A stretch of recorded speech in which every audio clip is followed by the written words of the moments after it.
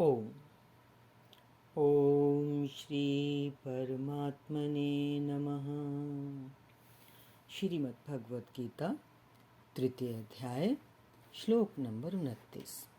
प्रकृतेर्गुण सम्मूढ़ा सजन्ते गुणकर्मसु तान् कृत्स्नविदो मंदान् कृत्स्नविन्न विचालयेत्।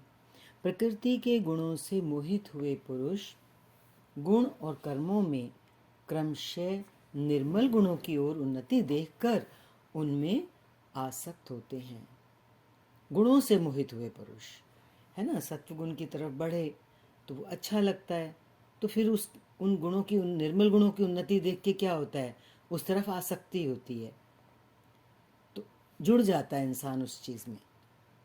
उन अच्छी प्रकार ना समझने वाले शिथिल प्रयत्न वालों को अच्छी प्रकार जानने वाला ज्ञानी चलायमान ना करे। अब आसक्ति हो जाती है ना गुणों के फलस्वरूप, जिस भी गुण में प्रवृत्ति करी, तो जो आगे निकल चुका है ज्ञानी, वो पीछे अपने आने वालों की ये आसक्ति देखकर उनको चलायमान ना करे। वो जैसे चल रहे हैं वैसे चलने दे, उन्हें हतोत्साहित ना करे, बल्कि प्रोत्साहन दे। क्यों प्रोत्साहन देना है? क्योंकि कर्म करके ही उन्हें परम नैष्कर्म्य स्थिति को पाना है। कर्म तो उनको करना है ना, जो पीछे आ रहे हैं, तभी नैष्कर्म्य स्थिति मिलेगी। इसलिए बोल रहे हैं कि हतोत्साहित ना करें। अपनी शक्ति और स्थिति का आकलन करके कर्म में प्रवृत्त होने वाले ज्ञान मार्गी साधकों को चाहिए कि कर्म को गुणों की देन माने, अपने को कर्ता मानकर अहंकारी ना बन जाए।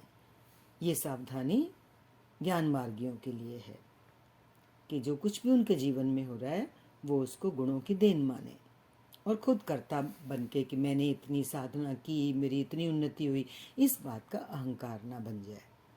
निर्मल गुणों के प्राप्त होने पर भी उनमें वो आसक्त ना हो। किंतु जो निष्काम कर्म योगी है, निष्काम कर्म योगी को कर्म और गुणों के विश्लेषण में समय देने की कोई आवश्यकता नहीं है, जैसे कि ज्ञान योगी दे रहा है। और उसको सुदागी भी बताई, सावधानी बताई कि अहंकार ना वो कर ले। तो वो तो विश्लेषण करता है अपनी साधना का, लेकिन निष्काम कर्म योगी तो इस चीज से भी छूटा। उसको नहीं करनी विश्लेषण कि मेरा कौन सा कर्म हो रहा है, कौन सा गुण ऊपर आ जा रहा है। बस उसे तो समर्पण भाव से, फल पे भी कोई इच्छा नहीं रखते हुए अपने निष्काम कर्म में लगना है, उस नियत कर्म में लगना है। उसे तो बस समर्पण के साथ कर्म करते जाना है। कौन गुण आ जा रहा है ये देखना तो फिर इष्ट की जिम्मेदारी हो जाती है। किसके जीवन में? जो निष्काम कर्मयोगी का कर्म योग का रास्ता लेता है। गुणों का परिवर्तन, 3 गुण जो बताए हैं उनमें तो परिवर्तन होता ही रहता है, और क्रम क्रम से उत्थान, उसी के अनुसार धीरे धीरे उन्नति जो होती है, वो सब इष्ट की ही देन मानता है। निष्काम कर्म योगी कर्ता भाव से बहुत ऊपर होता है। कुछ भी अपने जीवन में देखता है होते हुए, परिवर्तन आते हुए, तो वो कहता है तो मेरे इष्ट ने दिया है, उसकी कृपा है। और कर्म होने को भी उन्हीं की देन मानता है। उससे ये कर्म, नियत कर्म हो पा रहा है, इसमें भी वो उसी की कृपा महसूस करता है। अतः कर्तापन का अहंकार या गुणों में आसक्ति होने की समस्या निष्काम कर्म योगी की तो रहती ही नहीं। इसलिए तो बताया निष्काम कर्म योग का रास्ता बेहतर है, सरल है, खास तौर पे संसारियों के लिए, गृहस्थियों के लिए। क्योंकि देखो ये कितना हल्का होके चला रहा है ये रास्ता। आज साधक के ऊपर कोई जिम्मेवारी ही नहीं है, जबकि बस करना क्या है, उस निष्काम कर्म योगी साधक को अनवरत लगा रहता है। गुरु ने जो विधि बता दी, जो आराधना का रास्ता दिया, बस उस पर डटा रहे, उसमें लगा रहे, उसमें कोई ब्रेक ना आने दे। इसी पर और साथ ही युद्ध का स्वरूप बताते हुए श्री कृष्ण, भगवान श्री कृष्ण कहते हैं, मयि सर्वाणि कर्माणि सन्न्यस्याध्यात्मचेतसा निराशीर्निर्ममो भूत्वा युध्यस्व विगतज्वरः। इसलिए अर्जुन, तू अध्यात्म चेतसा माना अंतरात्मा में चित्त का निरोध करके ध्यानस्थ होके पूरी एकाग्रता के साथ संपूर्ण कर्मों को मुझ में अर्पण करके। जो भी साधना तेरे से हो वो बस ओम श्री कृष्णा अर्पणम मस्तु, या जो भी आपके इष्ट हैं उनके चरणों में अर्पण करके आशा रहित, कोई अपेक्षा मन में नहीं रखनी, ममता रहित, अपने कर्म में कोई आसक्ति भी नहीं रखनी है।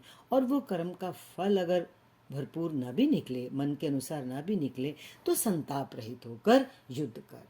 किसी प्रकार का हतोत्साहत नहीं आने देना है अपने मन में, किसी प्रकार का दुख महसूस नहीं करना है, सफलता मिले या ना मिले। जब चित्त ध्यान में स्थित है और लेश मात्र भी कहीं आशा भी नहीं है, कर्म में ममत्व भी नहीं है कि मैं करने वाला, ये मेरा कर्म, असफलता का भी संताप नहीं है, तो वो पुरुष कौन सा युद्ध करेगा? क्वेश्चन है ये। जब सब ओर से चित्त सिमट कर हृदय देश में निरुद्ध होता जा रहा है, तो वो लड़ेगा किससे? किस लिए लड़ेगा? किससे लड़ेगा? और वहां है कौन? जब चित्त शांति होता चला जा रहा है, तो भगवान कह रहे हैं वास्तव में जब आप ध्यान में प्रवेश करेंगे, अपने से बैठना शुरू करेगा ना साधक, अपने भीतर जाएगा, तभी युद्ध का सही स्वरूप खड़ा होता है।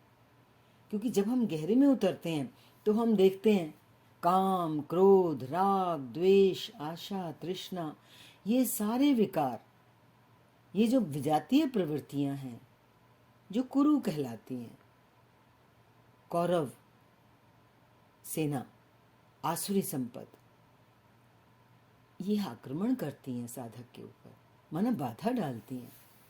संसार में प्रवृत्ति देती ही रहती हैं, बाधा किस प्रकार डालेंगी? साधक ने साधना शुरू की, आगे बढ़ा, अब ये सब बीच में आ जाएंगी चीजें।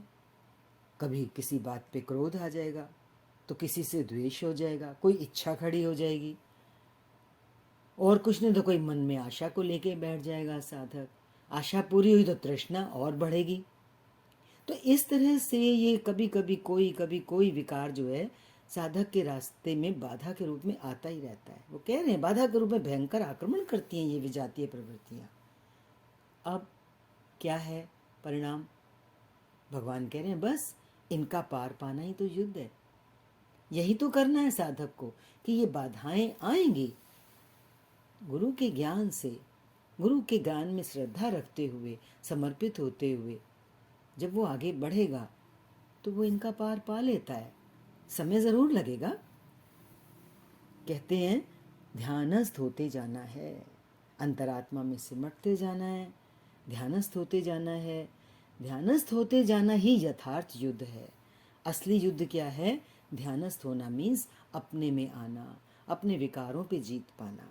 और इसी पर पुनः बल देते हैं, ये मे मतमिदं नित्यम् अनुतिष्ठन्ति मानवः श्रद्धावन्तो न सूयन्तो मुच्यन्ते तेऽपि कर्मभिः।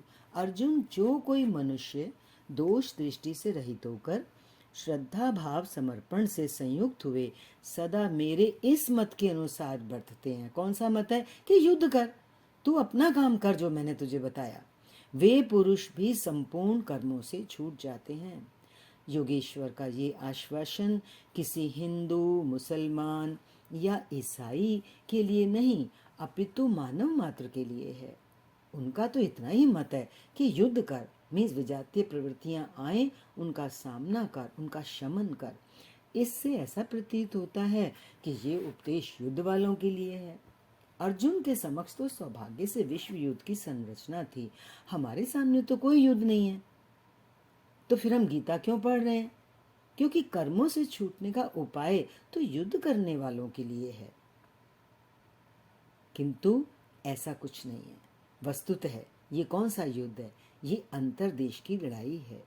क्षेत्र और क्षेत्रज्ञ का, विद्या और अविद्या का, धर्म क्षेत्र और कुरुक्षेत्र का संघर्ष है, जैसा कि हम पीछे से समझते ही आ रहे हैं। जैसे आप ज्यों-ज्यों ध्यान में चित्त का निरोध करेंगे तो विजातीय प्रवृत्तियां बाधा के रूप में प्रत्यक्ष होती हैं, भयंकर आक्रमण करती हैं। उनका शमन करते हुए चित्त का निरोध करते जाना ही युद्ध है। तो युद्ध को भी समझ लो, जितना जितना चित्त निरोध होता जा रहा है तो समझ लो युद्ध की पार लग रही है। जो दोष दृष्टि से रहित होकर श्रद्धा के साथ इस युद्ध में लगता है। किस युद्ध में? विजातीय प्रवृत्तियों का शमन करता है। वो कर्मों के बंधन से, आवागमन से भली प्रकार छुटकारा पा जाता है। जो इस युद्ध में प्रवृत्त नहीं होता, उसकी गति क्या होती है? जो इस नियत कर्म में प्रवृत्त नहीं होता, इस पर बताएंगे अगले श्लोक में, अगली बार लेंगे। ओम शांति शांति शांति।